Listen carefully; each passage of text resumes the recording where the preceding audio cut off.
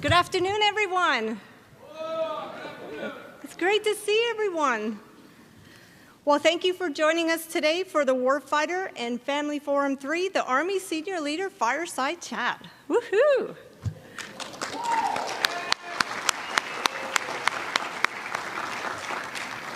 Well, today, our sponsor for the Warfighter and Family Forum 3 is the Wounded Warrior Project. They have sponsored this very important forum for many, many years, and we're so grateful for their enduring support and partnership. So at this time, we would like to recognize Mr. Jose Ramos, the Vice President of Government and Community Relations from the Wounded Warrior Project. Sir, could you please rise?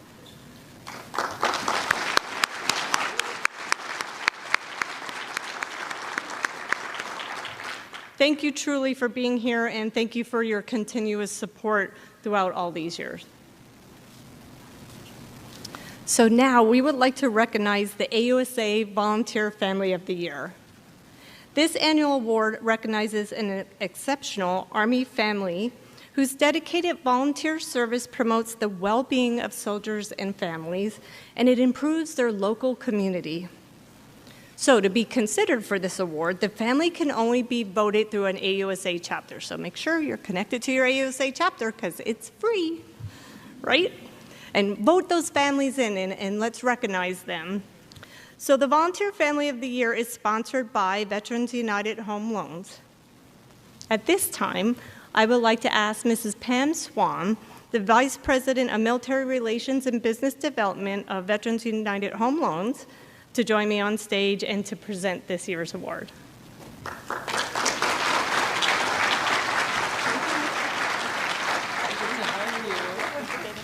Had to give a hug there.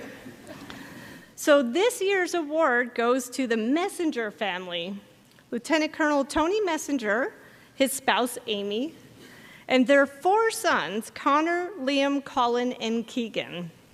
Welcome to the stage, Messenger family. Please help me welcome them.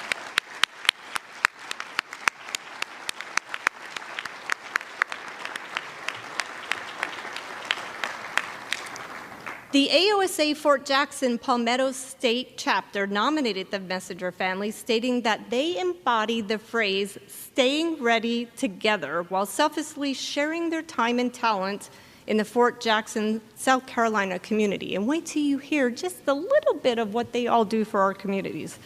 There, they revived the Battalion Soldier and Family Readiness Group.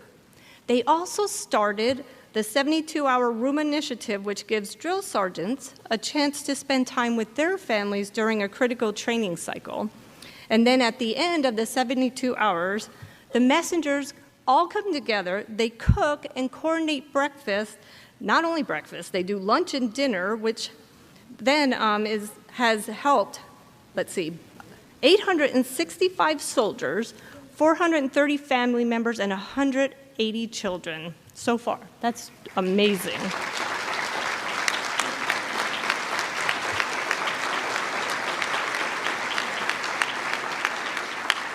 And there's more. They also established a readiness and resiliency meditation room and a lactation room for new and expecting mothers in the unit. Now get this, so Connor and Liam helped establish a partnership with the Richland Northeast High School, and the family coordinated the first all-staff visit from the high school to the installation.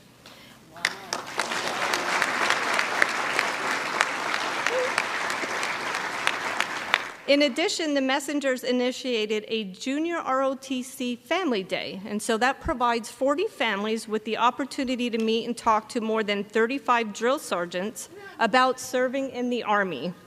And then they coordinated a mentorship program between 30 drill sergeants and more than 50 at-risk teens from the high school. Wow.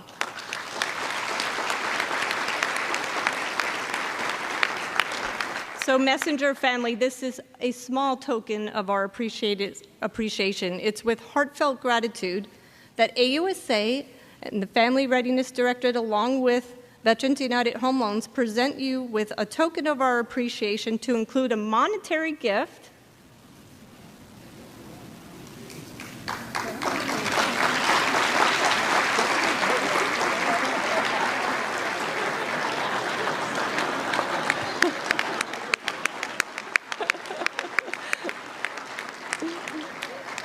and also an internship opportunity for Mrs. Messenger in support of military spouse employment, and the wonderful gift that Veterans United supplies up here in their wonderful wagon there.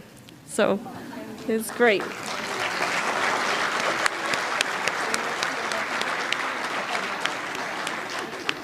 All right. Yeah.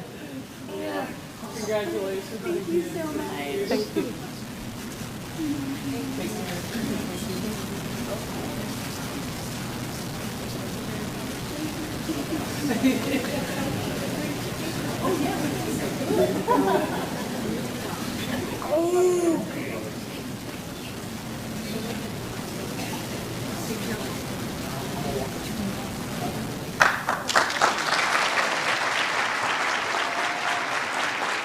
Thank you, Messenger family, for your outstanding service, generosity, and passion, and the dedication to your community.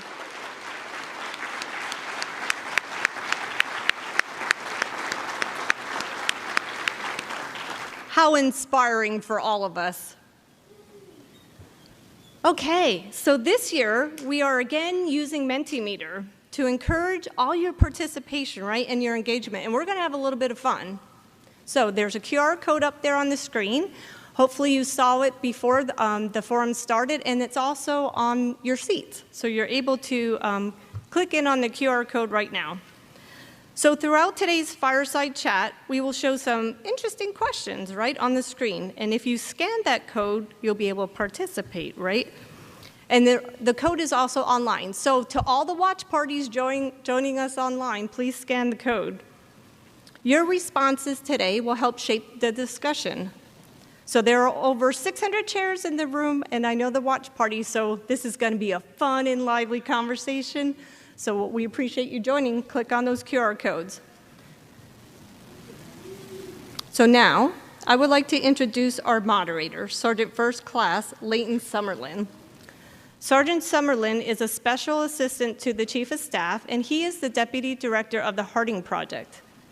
In 2021, he was named the M-Code 2021 Drill Sergeant of the Year. And I want to say thank you so much for agreeing to moderate this Fireside chat, and welcome, Sergeant First Class Summerlin.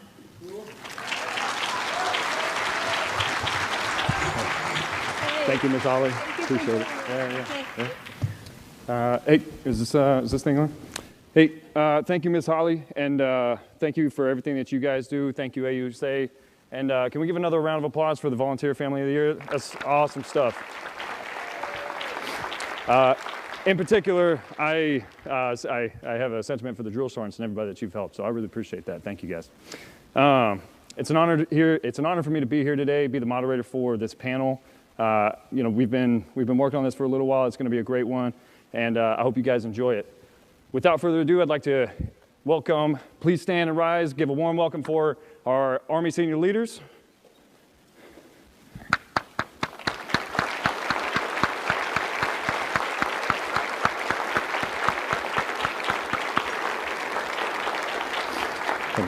Thank you for being here today. Yeah. Sir. Yeah. Sorry, Major. Yeah. Yeah. Go ahead.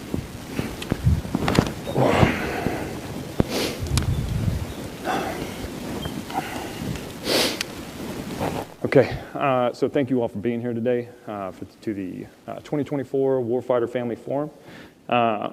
Before we get into it, we're going to do some intros for some people who may not actually need it. But for those who don't know who they are, I'd like to introduce first the 25th Secretary of the Army, Miss Honorable Christine Wormuth. Honorable Wormuth is the senior official within the Department of Defense for all matters relating to the U.S. Army and has over 22 years of experience working in national security and defense. Secretary Wormuth is here to provide an update on all the work the Army is doing to support our soldiers and families. She's married to a retired Navy officer and has two... No booze, please, okay? All right?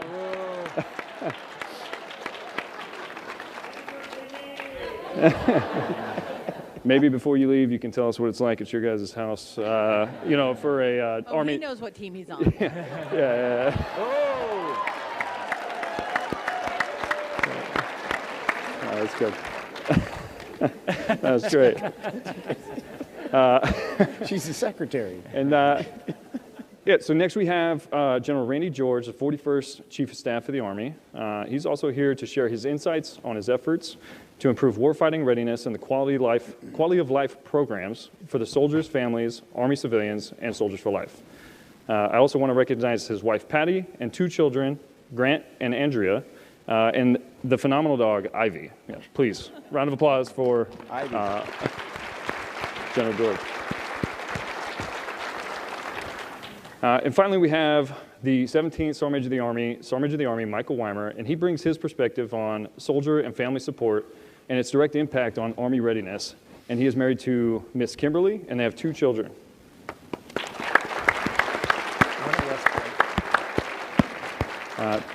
Thank you all for being here today. We're all looking forward to it. Thank you.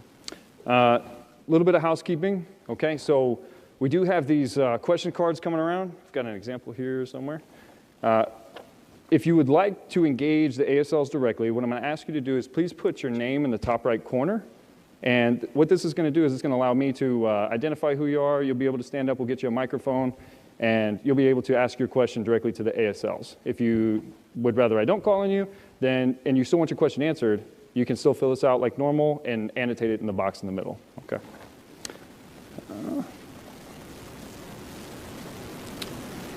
Okay, so the first question that we have today, and I apologize, let me back up. Madam Secretary, what I'd like to do now is I'd like to turn it over to you guys for any kind of opening comments. You know, we have a lot of things changing in the Army right now, and you know, so can you guys kind of give us an update, and maybe we'll start with you, if that'll work? Sure. Can you all hear me? Okay. First of all, welcome. Thank you for coming this afternoon. I want to both congratulate and add my thanks to the Messenger family for being our Family of the Year. Thank you all so much for doing everything that you do on a volunteer basis, in addition to just raising your own family, which is more than a full-time job, as we all know. You know, I've been Secretary of the Army for almost 4 years now, and you know, each year that goes by, I come to appreciate more and more everything that our soldiers and families give to this country. And so, as I said yesterday morning, when I had the opportunity to talk to the audience, you know, we do have an obligation to every soldier and their families. And a big part of that obligation, I think, is making sure that we are giving you all the quality of life that you need to thrive and to sustain you and to prepare you for the rigors of Army life. And so we've put a lot of effort and resources in trying to make improvements to our various quality of life programs, you know, whether it's things like barracks, Army-owned family housing, privatized housing. We're doing a lot around dining at our DFASs all around the country. We've been trying to put a lot of resources and time into expanding our child care offerings, making them more accessible. So we know we don't have everything right. There are absolutely things that are still not working the way that we'd like them to, and part of why we're so excited to see you here this afternoon is to hear directly from you about where we can do better. So I'm looking forward to this forum very much, and appreciate you all being here. So over to the Chief. Okay. It's also an honor for me to be here. I think I would add to what the Secretary talked about or mentioned is having grown up in all of these formations, I know that every location is different. I know Irwin is very different than Liberty and Cavazos, and I think one of the big things that we are really trying to focus on as well is that we actually empower local solutions, that we actually get after, you know, not directing every program from all the way up here, that we have a little bit of flexibility.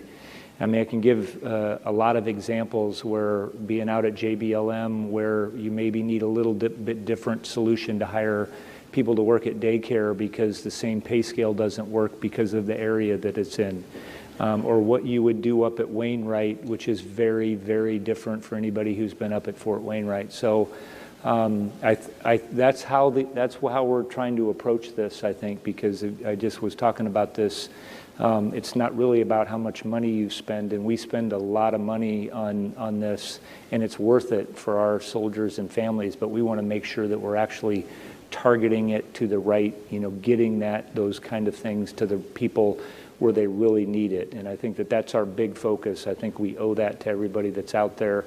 That's been my frustration growing up in those formations, and so we're working very hard to do that. SMA. Perfect, sir. It is an honor for the three of us to be up here on the stage with you. And it's interesting times. I can officially say I have 52 years of being around the Army and watching it evolve as a dependent all the way through to being in uniform myself in this current position. We're a big Army. We are a big Army from Poland to Korea. And we're facing some challenges, and we know that, and we'll talk about some of them today. If anything we're going to talk about today were easy, we wouldn't have this forum. And so we acknowledge that, but we're getting after it, and that's what we hope today, to be able to reassure you that it matters, and we're absolutely trying to get after it. So I look forward to the discussion today. Yeah. No, thank you guys, appreciate it. So the first question that we have today is going to just kind of give us a feel for who we're talking to, who's in the audience here, and also who's virtual back home. And so it looks like overwhelmingly we are talking to soldiers, many of which have families.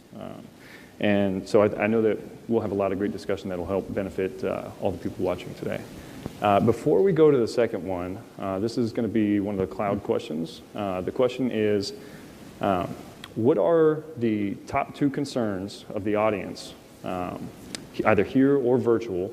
So I just wanted to quickly ask you guys, what do you think we're going to have? Man, we'll start with you. What do you think Well, one of the things I hear everywhere I go, all across the country, is spouse employment. So I'm betting that might be high on the list. Okay. Yeah. Chief? Overseas travel screening, housing. I mean, I could go down a pretty long list of what we see. We're only giving you one, Chief. Okay, just one. All right, I'll do overseas travel screening. Okay. Only one, huh? Because what do you think the top we one hear is? them all. EFMP. EFMP may come up today. I hear that one quite a bit when we're traveling. But I hear also the topics the chief and the secretary mentioned. Yeah.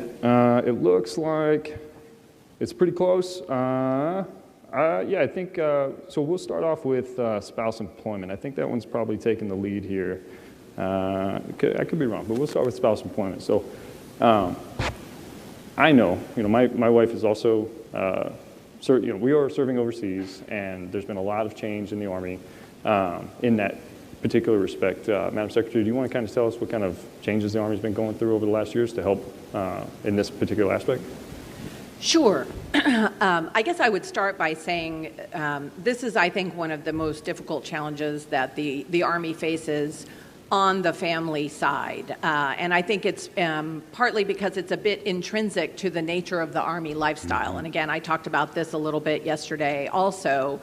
I think, given that so much of our Army is in motion every summer, and we have people PCSing, every 2 to 3 years, that makes spouse employment inherently challenging in a lot of ways. So one, I think the Army has some deeper thinking to do to help us generate possibly some ideas that can help us really get after spouse employment. But in the meantime, there are a few things I would highlight. First of all, in Italy in particular, with the 173rd, we did, if I'm not mistaken, I think, negotiate with the Italians and get some changes to the SOFA that allowed our spouses there to be able to have more remote work options. So that was a good first step. We do have a program that looks at deployed employment opportunities overseas. So this is something that you can, if you're working for any part of the federal government, you can actually alert that your home agency and let them know that you're going to go overseas, and they are obligated to work with you to see about having some sort of remote employment opportunity. So I think that's a positive step. We have another program that tries to facilitate, I would say, making connections for Army spouses who are going to a new installation, and it kind of notifies your receiving installation in advance that, hey, here's someone coming, here's what their skills are, and it can kind of put you towards the front of the line for openings at the installation that you're going to. I forget the acronym for that program. But that's something I would point you to. And then a last thing I would mention, I mean, we continue to reimburse for professional licensing fees up to $2,000.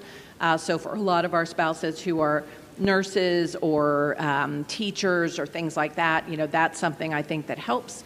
The other thing I would highlight is something called the Career Accelerator Pilot. And this is a relatively new program. It offers paid internships for spouses with companies. And I think the thing that's most encouraging about it, in my view, is that 83% of the spouses who are participating in that pilot are offered employment with the employer that's sponsoring the internship. So I think that's very encouraging, and I hope we can grow that program over time. Yeah.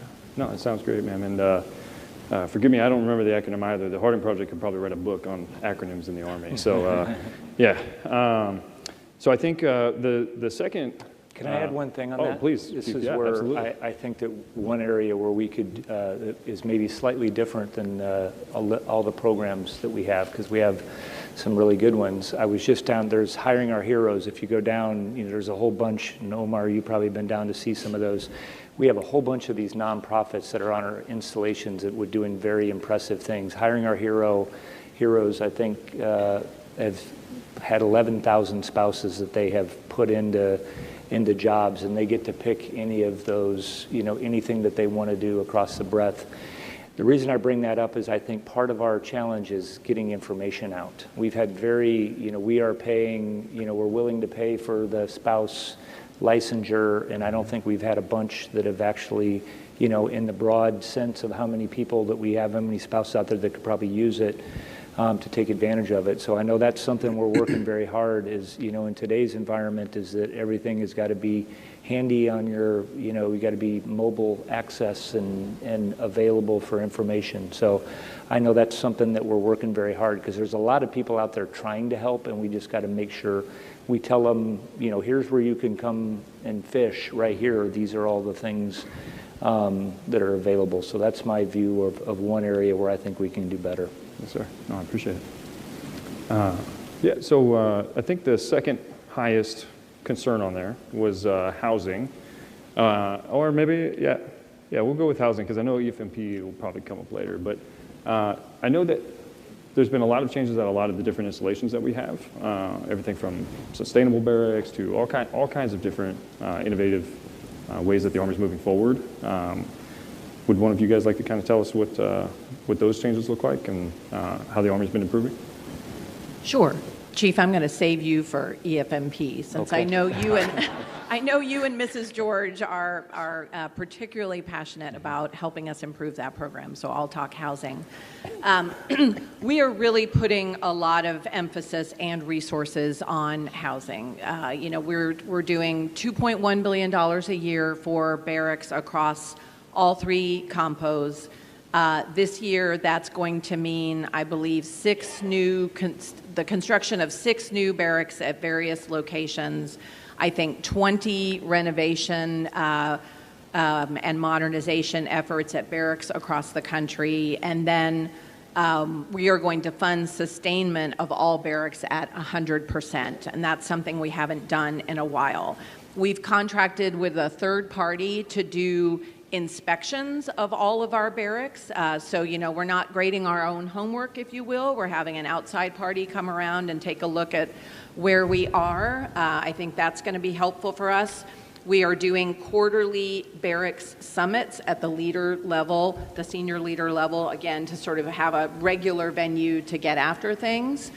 And another thing I would highlight on barracks in particular is that we are going to be hiring about 200 civilian barracks managers over the next 2 years.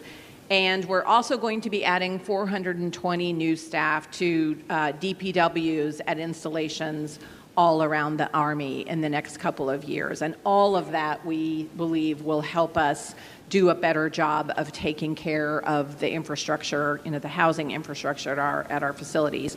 We're also spending a couple $2 billion a year in the next 2 years on family-owned housing. So you're going to be seeing, new housing at places like Fort Huachuca. I think there's going to be some new houses at JBLM, one of the chief's favorite locations. And we're really working hard with our privatized partners as well.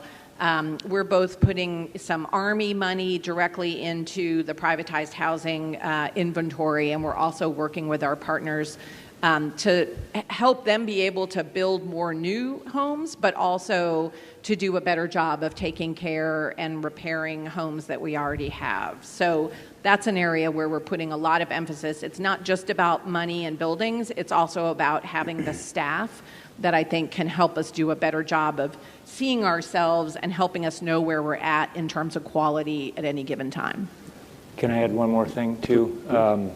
Because I don't know if anybody's been to, I do like JBLM, but I wouldn't say it's my favorite installation. They're all my favorite, but we have been working, it's called SHPO, and I don't know what this Historical Preservation Society, and they're doing, good work.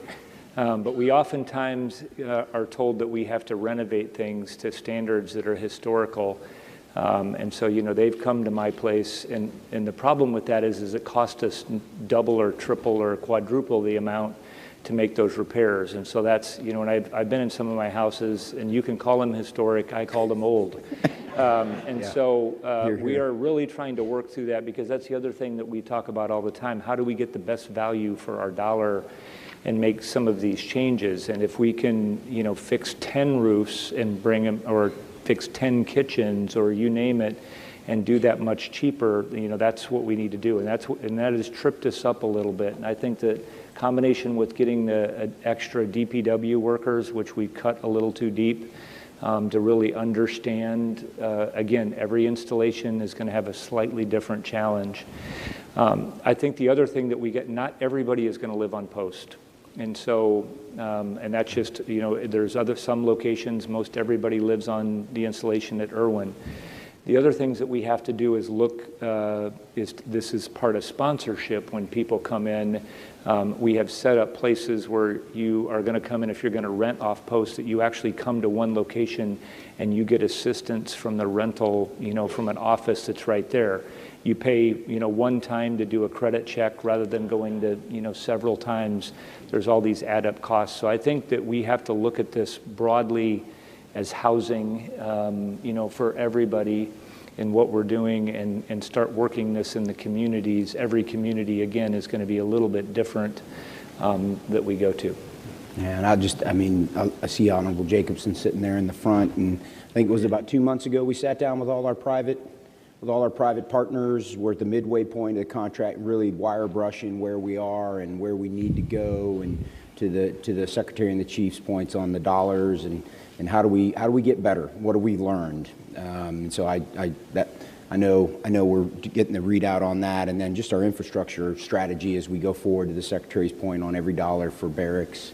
From family housing at Kwajalein, you can look that up where that is after this, but from everywhere in between, it's quite the endeavor.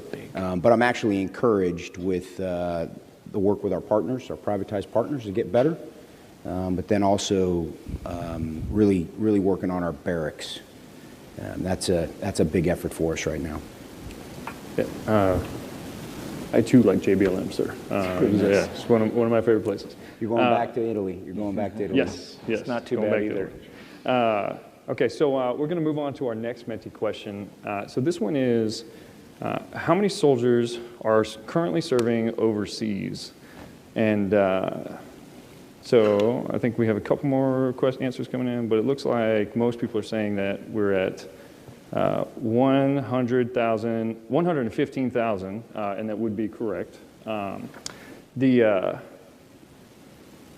isn't I don't know, maybe not. This is everybody changing their answer. That's great. Yeah. You're welcome. Could have waited. Sergeant Summerlin helping everybody out there. Yes. Yeah. Boy, the numbers are going up. We got to give them the answer at some point. We talked a little bit about it with spouse employment in particular, but there's been a lot of changes. You mentioned a couple, Chief, already. When it comes to changes that are helping families, PCS, overseas, everything from helping your pets get over to, like we talked about with the spouse employment. So, ma'am, I'll turn it over to you if you want to kind of guide us through those changes that are helping the families that help the service member focus on the warfighting mission. I just make a couple of comments about things we've done with PCS moves, and then I'm sure the chief and the SMA have things to point out there too. I think one thing that we've done in the last year that I think is helpful is expanding TLE from 14 days to 21 days, and I've certainly gotten a lot of feedback from families around the country, who have needed that and who have appreciated the fact that that's available. I think, another thing that we've done that's relatively new is reimbursing families up to $2,000 to move a pet. Not a horse, not an elephant. I've recently been educated that the Army, not only has horses and donkeys and canines, but we also apparently have alligators. Believe it or not, we take care of the Air Force's Falcon. We will not reimburse you to move any of those things except dogs or cats, but obviously we all love our pets, and so I think that's something that can help out as well. And I think one last thing I'd highlight is reimbursement for a rental car if your personal vehicle is delayed in being shipped to you. We are doing more, I think, to reimburse for rental cars now. I think everybody has to go through the moves, and having done several of those, the biggest part is that one of the aspects of that is the whole moving process. And then I see General Mohan down here. He talks a lot about what we've done to make sure that we are tracking our, how the company is doing actually moving all your stuff, because there's nothing more frustrated on the other end than opening it up and not having. And I think that has gotten much better. We have a new contract, and it's being monitored very closely. I think my experience with moving overseas was you're moving to a place that's very different. We probably do better with sponsorship over there, which I think is the goodness in it. Everybody knows, hey, this is something unique, and so they plug in. And when I've been over and been to Germany or Italy or you name it, Korea, everybody knows, hey, this is our own, our enclave, and it's kind of a real family atmosphere. So I think actually overseas has that, over what we do here. We're like, everybody's really familiar, and then we do that. What we've heard a lot recently, and we just had a long meeting, a labor of love on overseas travel screening. I think that the big frustration for people is when you don't get your orders early enough that you can start doing things like shipping your car, getting kids in school. It's those little things. So I think it's oftentimes, for me, it's been less the entitlements and it's more the timeliness of getting everything so that I could get straight and figure out where I was going, where I'm going to live, and all of those things. And so that's what we're working. I think the overseas travel screening was meant to be extra on getting in this because it's related to EFMP. And it's become very much of a challenge, I think, because it's kept people from getting their orders. So we are in the process. We literally had all of the Army senior leaders, to include all the major commands in the Army, having a discussion on this. I see the director of our Army staff that's down there hurting that effort. But I think timely orders, people want to know where they're going, will help us a lot in that respect as well. The only thing I'll add on that on the leadership side, and IMCOM, Jason, where I'm getting ready to go, is we've been running an OPT now. I'm Sergeant Major Perry. It's about 6 months now, and we've been taking a hard look. The chief said, hey, we got to get back in the business of really sponsoring people, and how do we onboard them, whether they're coming out of initial entry training and they're heading to that first barracks at their first duty station, or they're repeat offenders in the PCS process. And G1's been involved in that because that begins with IPSA and connecting all that and really taking a hard look at, what are the duties and responsibilities that come with sponsorship. But that also comes with, those in-processing companies, those reception companies. And so we've been looking at all of that as an Army, from everybody that has equities in that, because, resources help, but there's leadership in this. And so you'll be hearing much more about that this coming year. No, thank you, guys. So we have one question from the audience. Oh, my goodness. Melissa Kreites? Are you? Kreitz? Kreitzer. Melissa Kreitzer. Can you go ahead and stand up for us? We'll make sure we get a microphone out to you. Do we get to ask Melissa a question? Is that what this is? No. She will be asking Oh, us. you get to ask the question. Yes. All right. Thank you. Melissa Kreitzer. I'm coming out of Fort Leavenworth. We're also having a watch party right now, so our community, our garrison commander, everybody's watching this session here today, so thank you for that. I want to say something and then I want to ask a question. Almost 30 years, I am an Army vet, I'm an Army spouse, and I'm an Army civilian, and I've never felt more heard and responded to. So we don't always get what we want, but I feel heard as a military spouse. So thank you for that. The changes are coming. We know the changes are coming, and we know that we can't fix everything, but we're heard.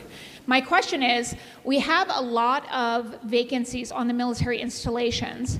Has there been any thought or any initiative to do a military spouse internship program for GS positions that would fill these vacancies, that would get folks on faster and ease the transition and maybe fix some of the community support vacancies that we have?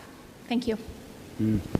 I think that's part of what one of the programs I mentioned, and again, I apologize, I don't know the acronym, is an effort to try to alert installations when spouses are coming who are interested in employment in GS positions, and to try to sort of move them to the front of the line and be able to get hired more quickly than they would through USA jobs.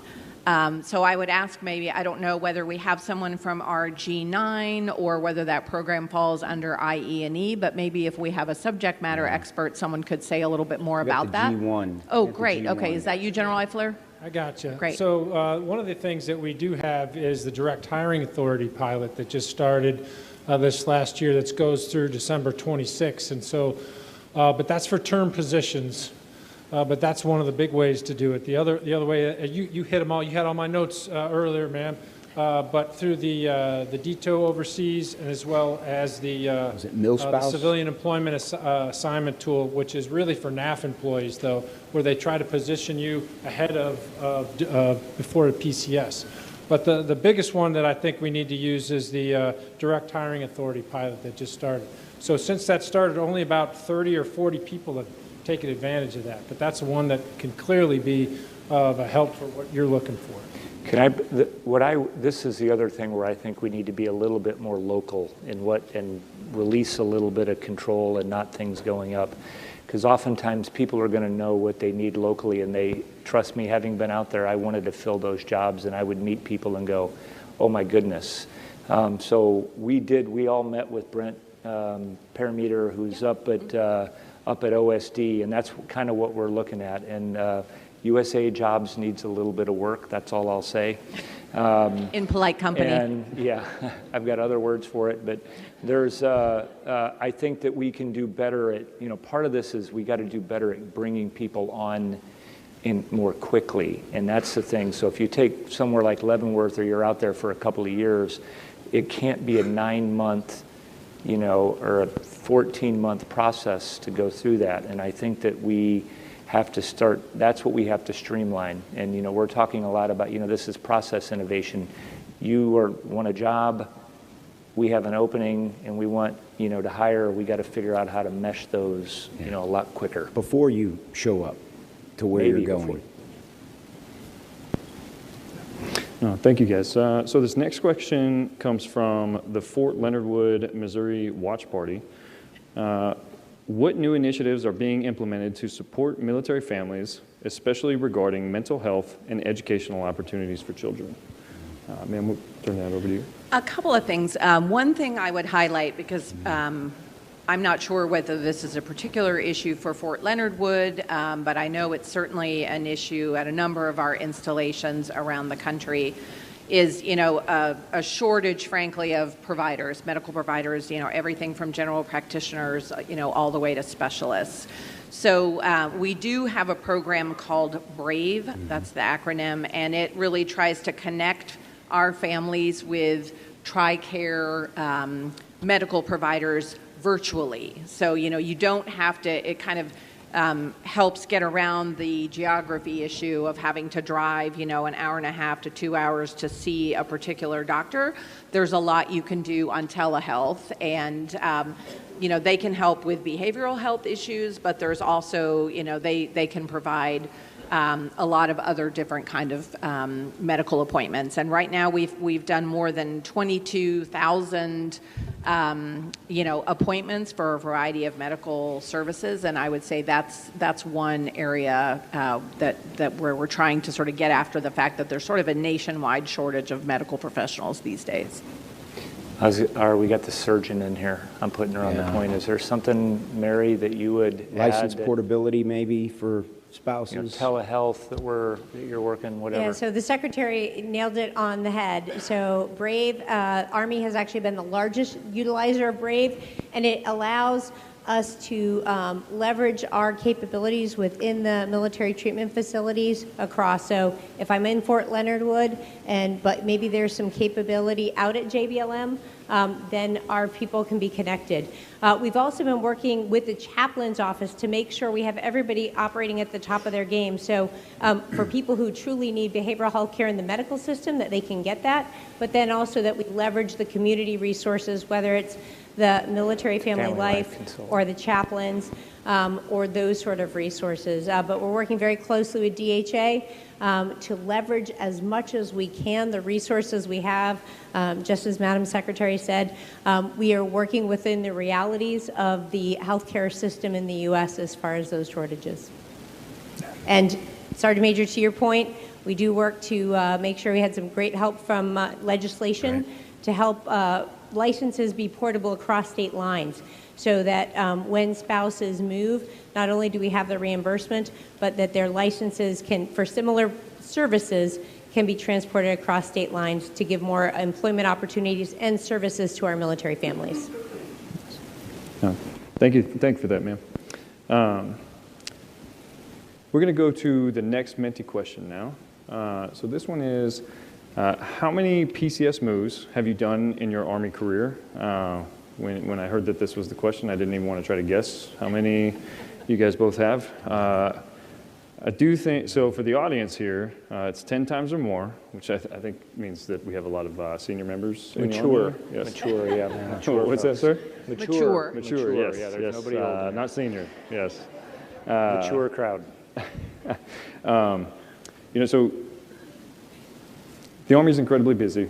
We have a lot of things going on. PCSing can be such a struggling time for the families. But I know that the Army does a lot to support those families. And I was wondering, can you guys, what do you guys, what is the Army doing for those families that are in the middle of PCSing, whether it's overseas or CONUS, to help support the family?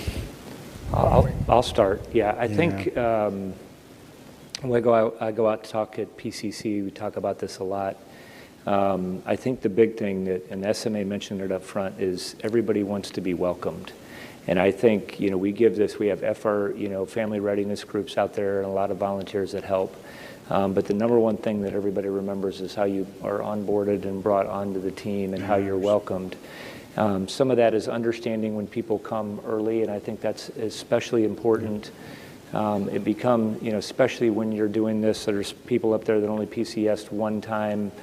It's different. I remember moving to JBLM after being in for 30 years, and it still was a unique environment for me and, learning and different things. So I think welcoming. And then the biggest thing, and I mentioned earlier, I think we have to tell people where they can get the information that they need in all the buckets that they need it. Everybody's life situation is a little bit different. People are looking, some want to live on post, or somebody's going to rent, somebody's going to buy. So it's housing, medical, schools, all spouse employment. Those are all those things that we have to have really good information. It has to be readily available. They have to know when they can talk to an expert, because everybody's situation is going to be a little bit different, and we got to be able to get them the information. And that's beyond, so it's chain of command of some of that, but from the big Army perspective, that's what we got to get straight, is making sure that everybody knows where they can get access to all the. We have a lot of resources available. It's just making sure people know where to go to find it, to include a lot of the nonprofits that are out there and different things. Again, you go downstairs. I was amazed this morning walking around at all the things that are, and I'm like, whoa, I didn't know you were at Cavazos or Carson, and they're doing amazing things. We got to get the word out on that stuff. Yes, sir.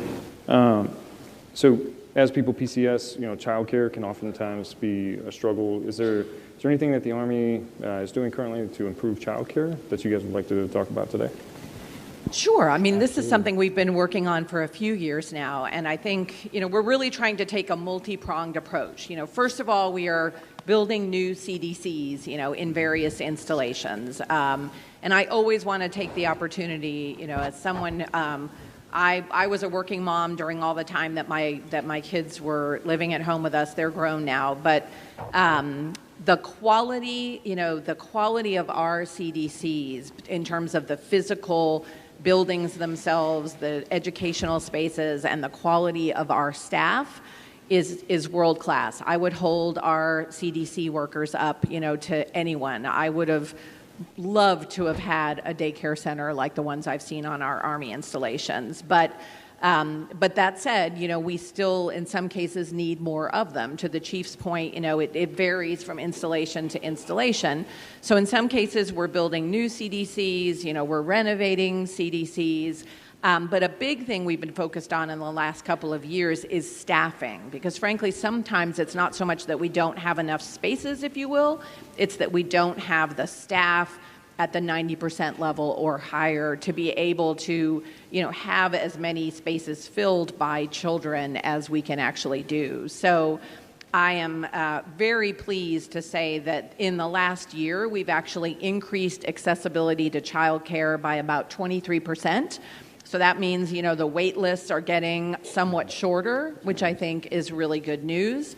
Part of what we've been doing to focus on staff is increasing their pay. We have recruiting, bonuses now. We have 50% off for your first child. If you're going to work in a CDC and you have kids, you can get your children in at a pretty significant discount.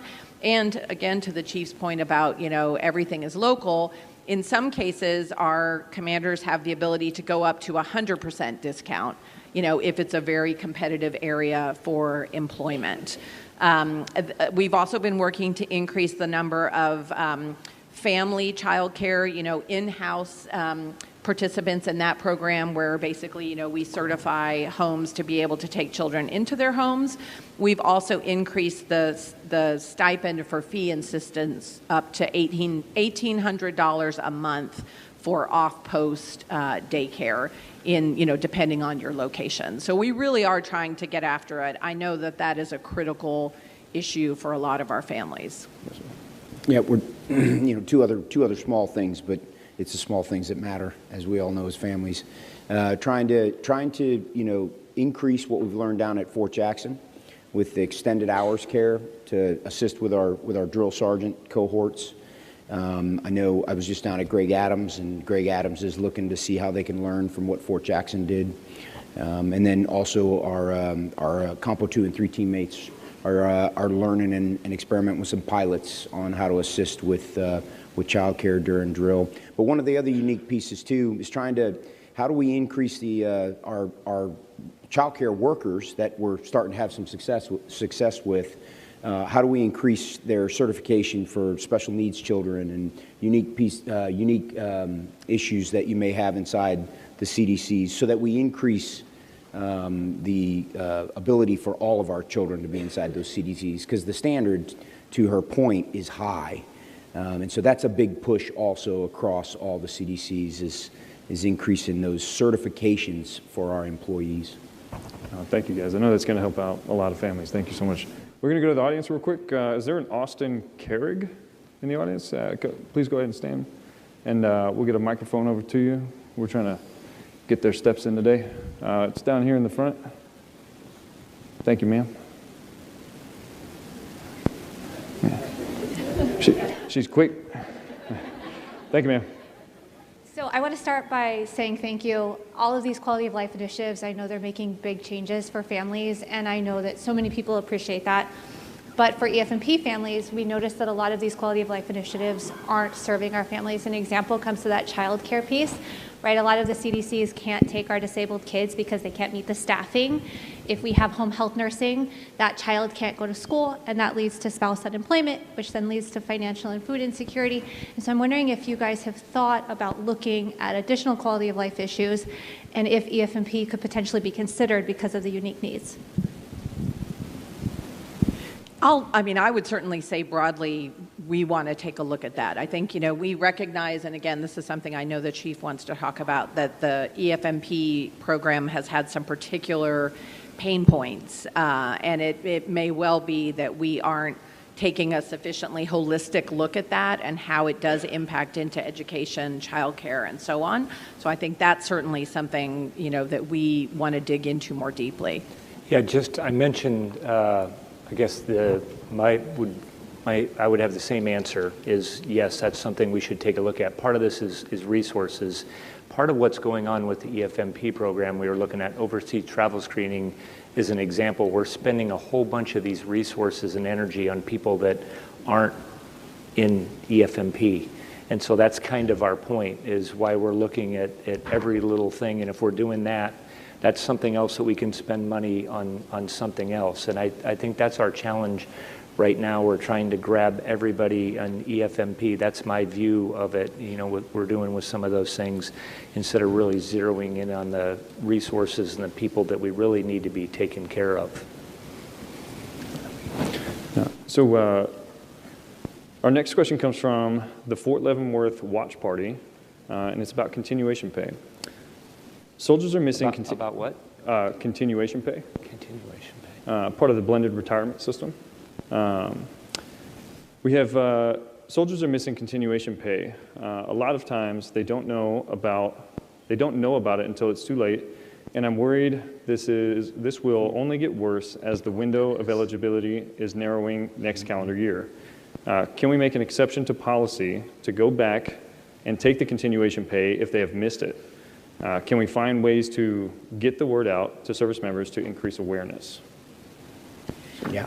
I'll start and then pass this to the chief and the SMA. I think to a point the chief mentioned earlier, part of what we need to do is elevate awareness, is to help make sure people understand, what they have, what they qualify for, if you will, and kind of when the windows are that you need to apply for different things.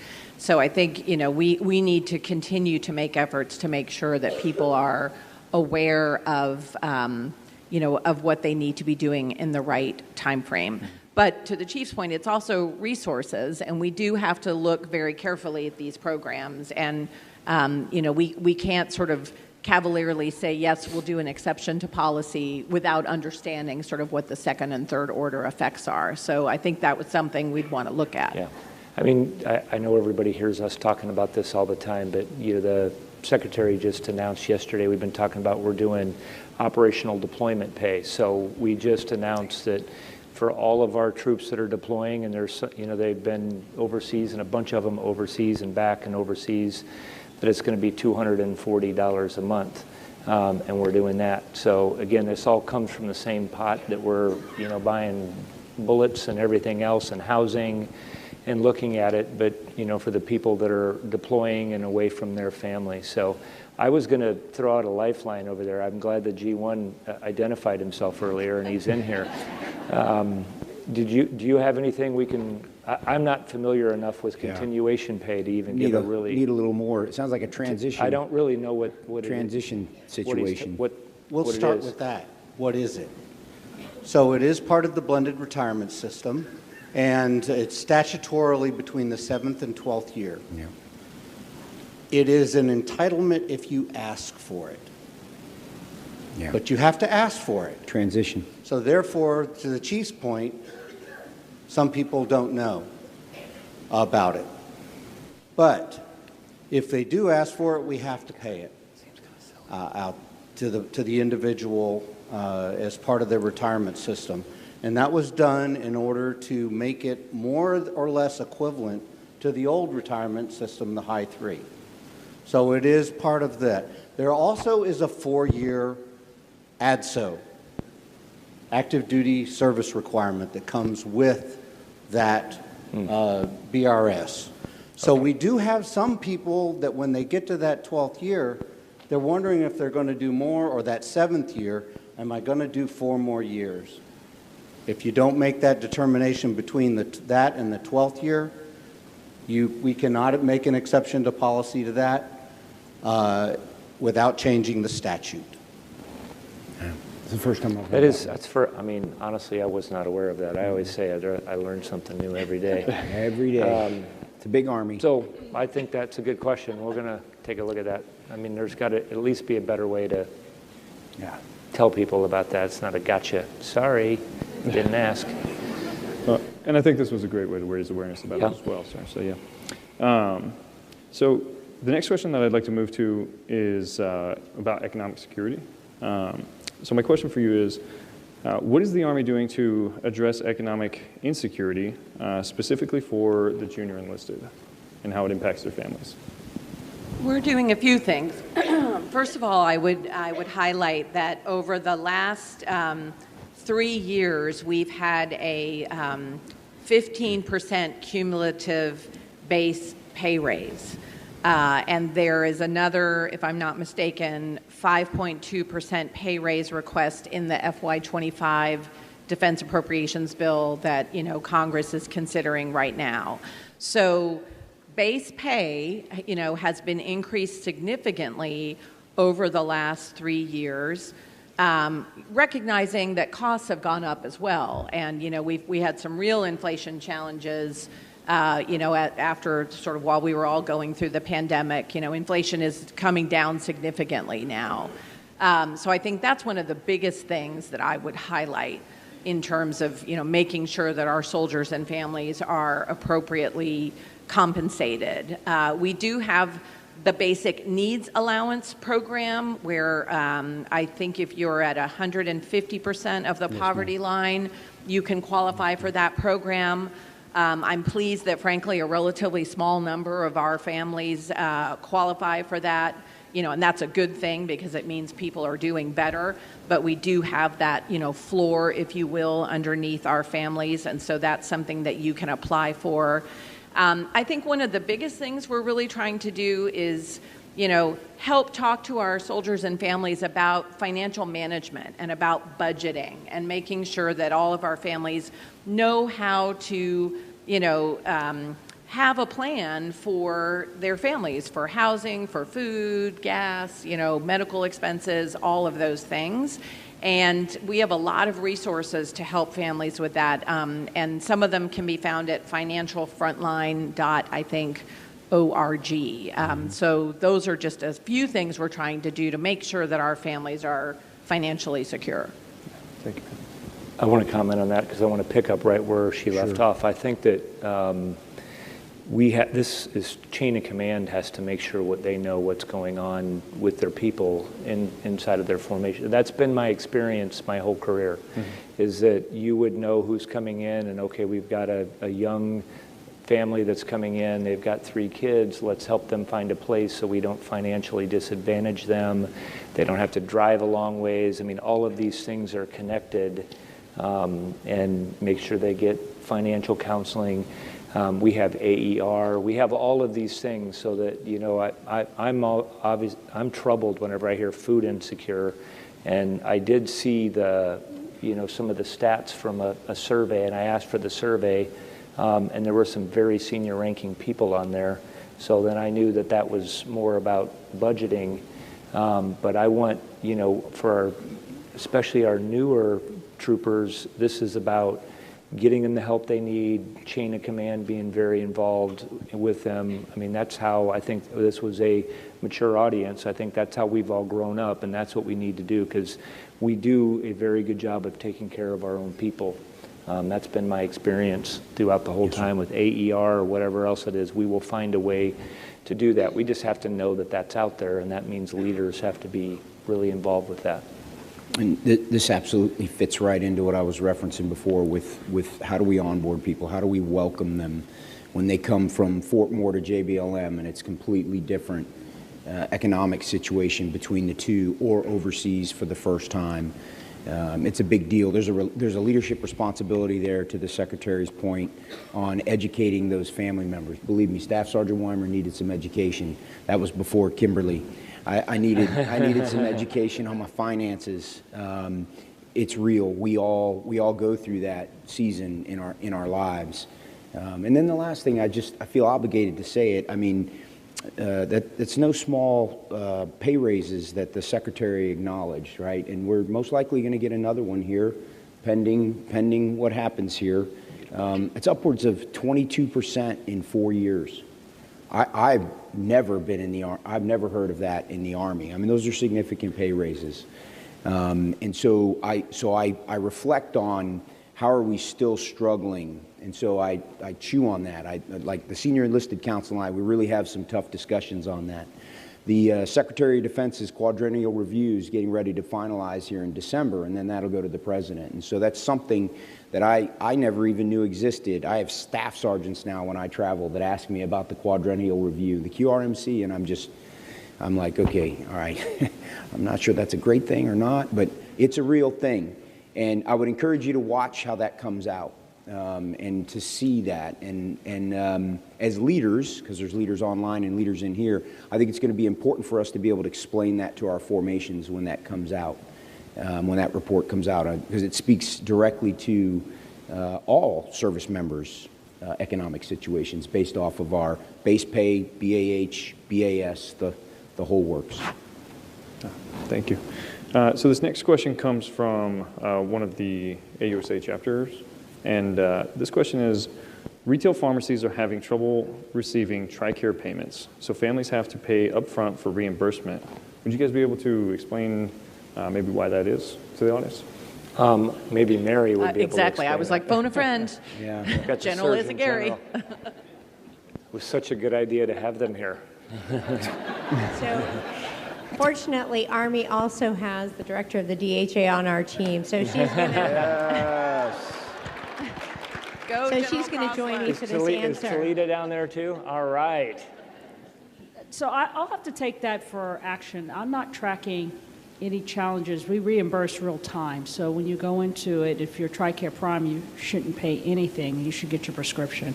And so if there's a hang-up out there, last name has one S, I'll get the name and I'll follow up with all of you.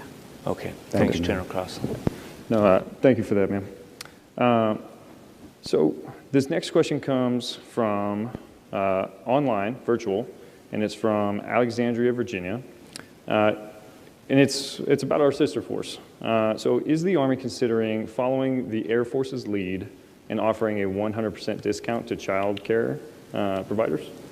Is this something that the Army's working towards, ma'am? I think what that question is asking is if we are offering, 100% off, if you will, children of our daycare workers coming to our CDCs. Yes. And as I said earlier, I would say sort of our general setting is 50% off for first child, but at the local level, we do have, we have empowered commanders to authorize up to 100% off.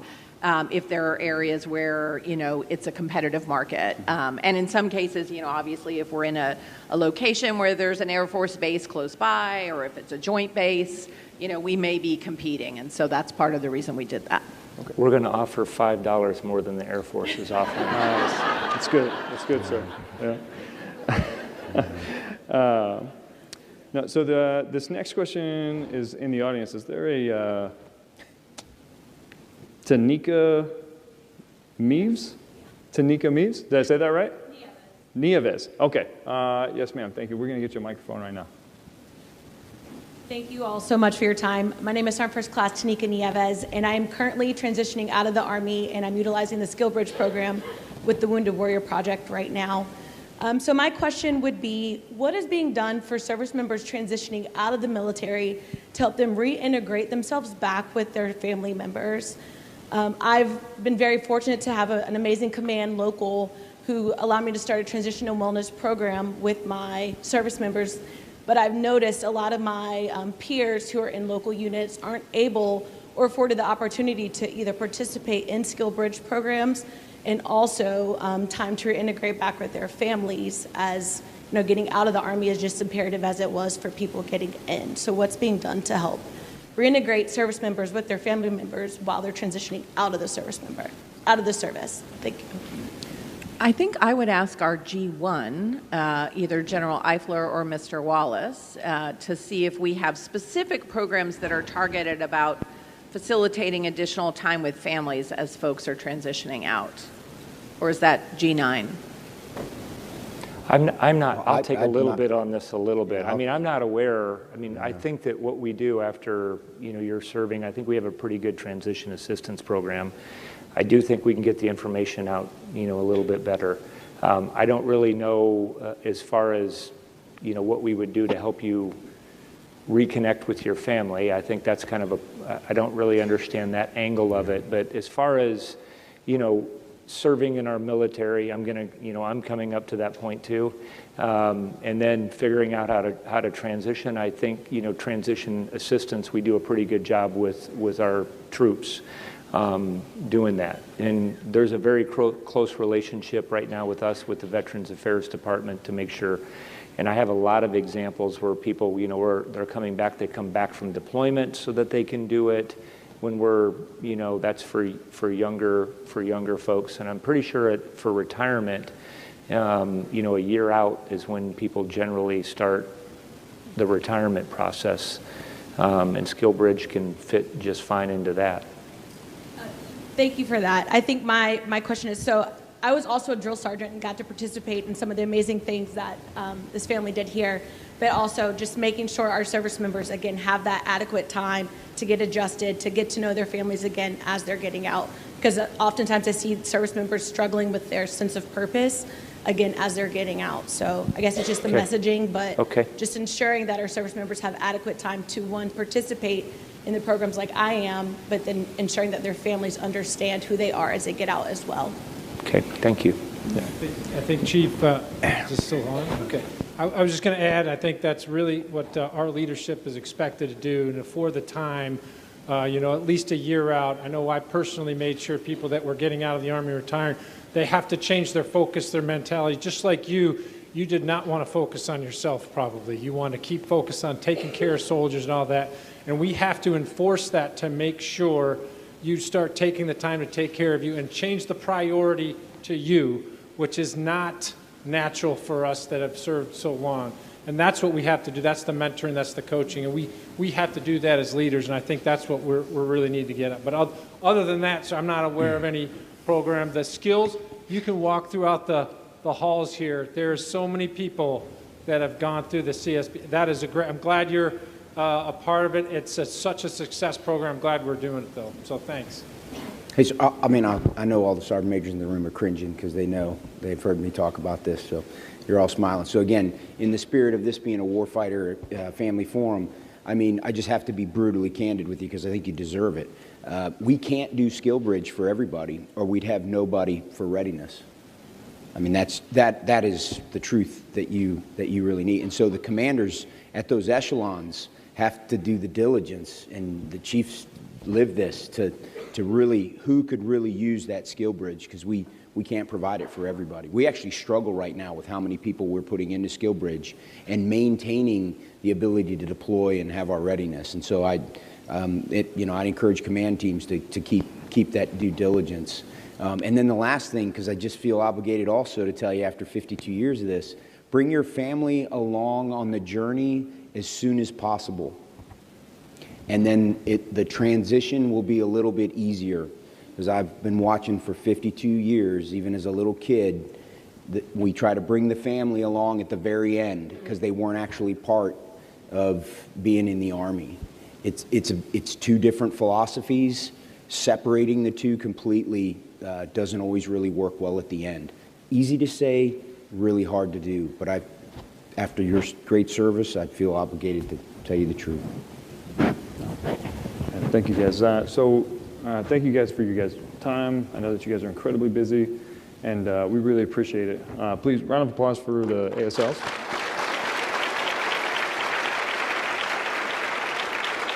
So we have one more question for the audience. We can go to the last question now on the Mentimeter, and we'll start wrapping this up. So the question is, what birthday will the Army be celebrating next year? And here's my hint, is that if you can't pronounce it, you're probably right. Yes, there we go. Yes. You were really coaching everybody. I can't help but help people, Simon. Yeah. So yes, it is the semi-quincentennial birthday. They all knew that. They all knew that. Everybody knew it, of course.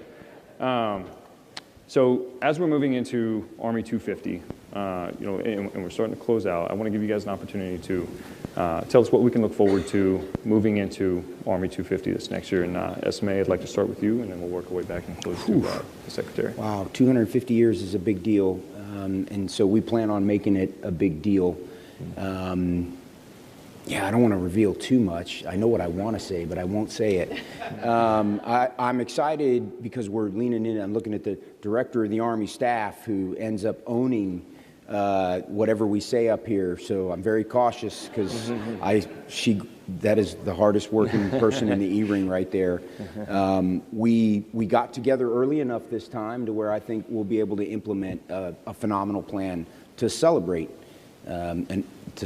this great Army that is the envy of the world. And I'll stop there because I don't want to give too much away, sir. I think what we want to do too is, besides what we do here, in a very public place, down in the middle of Washington, D.C., is that we actually do something around the country. And, our Army is, defending our national interest, and, it's for the whole country.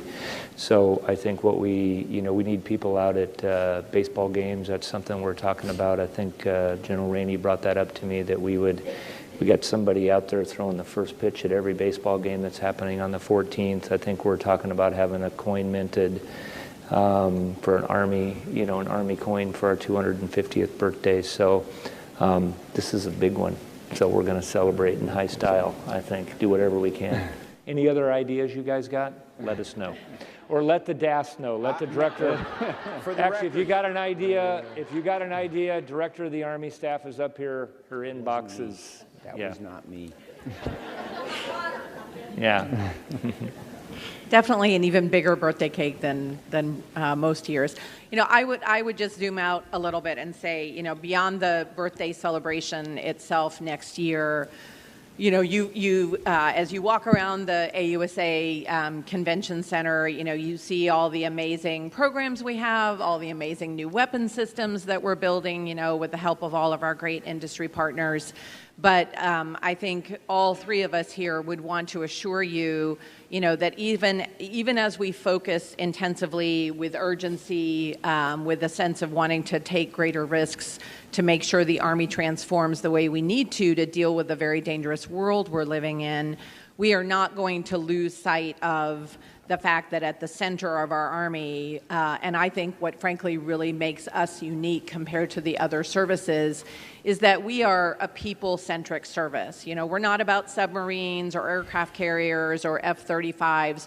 We're about the soldiers and the families, in this room, around this country, overseas, and we've got to take care of our most important assets. So we're going to continue to invest time and resources in these kinds of programs, and we're not going to lose focus on that. My brother, the submariner, would be disappointed Very to find offended. out that the Army He'll is get less over focused on. I mean, submarines are cool, but... Hey, thank you everybody for joining us. Ms. Holly, can we get you back on stage to close out this Warfighter Family Forum for us? Yeah, thank you so much, ma'am. And we have a job for your brother. What's that, SMA? We have a job for your You brother. have a job for my brother? He'd probably love it. Yeah. Thank you, ma'am.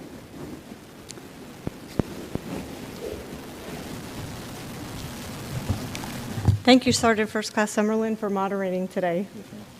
We appreciate it.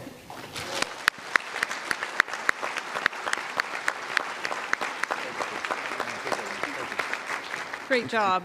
This is the end of our 2024 AUSA Warfighter and Family Forum series and your opportunity to provide your feedback. So on the question cards, there's a second QR code, different from the Menti QR code. Please scan it, give us your feedback. It's also available online. And then it'll give you access to wonderful digital resources that you saw and heard about throughout yesterday and today. We want to sincerely thank Secretary Wormuth. Thank you, General George and Sergeant Major of the Army Weimar. Thank you for today. Thank you for your continuous dedication to taking care of all of us and your commitment to all of us. We really appreciate it.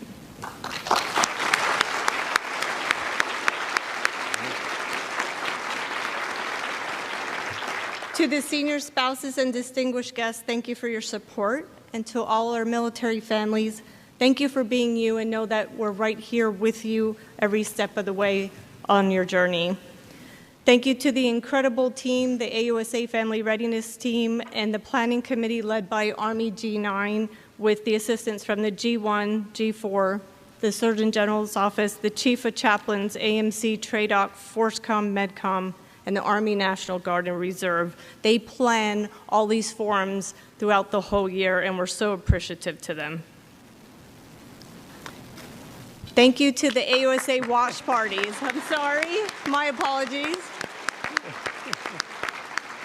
AUSA watch parties, and we had many of them mentioned here today. They're staying up all night over in Germany also, so we appreciate your support. And thank you to our Army supporters, especially the sponsor of the forum today, the Wounded Warrior Project.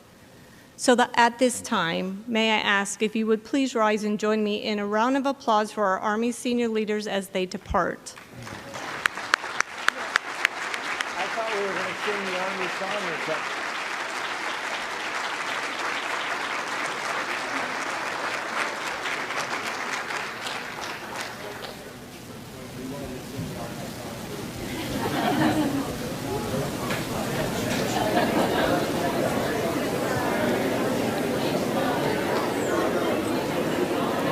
So thank you, and we will see you all again next year.